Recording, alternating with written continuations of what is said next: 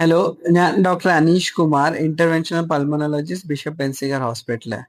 Recent നമുക്കൊരു 58-year-old ഒരു female ഉണ്ടായിരുന്നു. ഈ പേഷ്യന്റ് ഒരു നീ റീപ്ലേസ്മെന്റ് സർജറിയുടെ ഭാഗമായിട്ട് ഒരു പ്രീ ഓപ്പറേറ്റീവ് എക്സ്റേ എടുത്തപ്പോഴത്തേക്ക് അതിനകത്തൊരു റൈറ്റ് ലങ്സിന്റെ ലോവർ ഭാഗത്തായിട്ട് ഒരു ഫോറിൻ ബോഡി കാണിക്കപ്പെട്ട് അത് ന്റെ സംബന്ധമായിട്ട് ആ പേഷ്യന്റ് നമ്മുടെ ഹോസ്പിറ്റലിലേക്ക് വന്ന് ഫോറിൻ ബോഡി റിമൂവ് ചെയ്യാൻ വേണ്ടിയിട്ട് നമ്മൾ ബിഷപ്പ് ബെൻസിഗർ ഹോസ്പിറ്റലിൽ ഫ്ലെക്സിബിൾ ബ്രോങ്കോസ്കോപ്പി വഴിയെ ആ ഫോറിൻ ബോഡി റിമൂവ് ചെയ്യേ ഉണ്ടായിരുന്നു.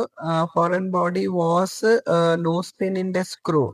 ബേസിക്കലി ദ പ്രോബ്ലംസ് നമ്മൾ ഫേസ് ചെയ്തത് ഈ ഫോറിൻ ബോഡി റൈറ്റ് ലോവർ ലോബിലായിട്ടായിരുന്നു, ഒരു സബ് സെഗ്മെന്റ് എന്ന് പറയും, നമ്മൾ കുറച്ച് താഴെ ആയിട്ടായിരുന്നു ഉണ്ടത്.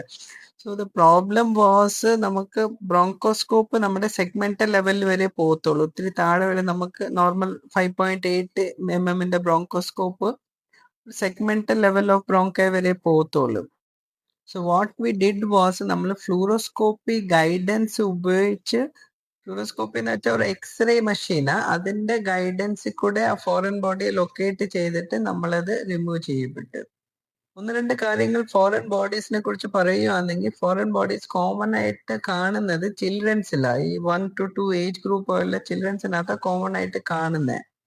ഫീമെയിൽസിനകത്ത് കോമൺ ആയിട്ട് കാണുന്ന ഫോറിൻ ബോഡീസ് ഒന്ന് ഹിജാബിന്റെ പിന്നത് കൂടുതലും കാണുന്നത്.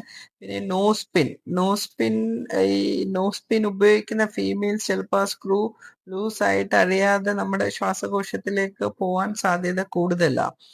Usually symptoms foreign body related നമ്മൾ കാണുന്ന തുടർച്ചയായിട്ടുള്ള ചുമ, ശ്വാസം മുട്ട്, ന്യൂമോണിയ കാര്യങ്ങളൊക്കെയാണ് കാണുന്നത്.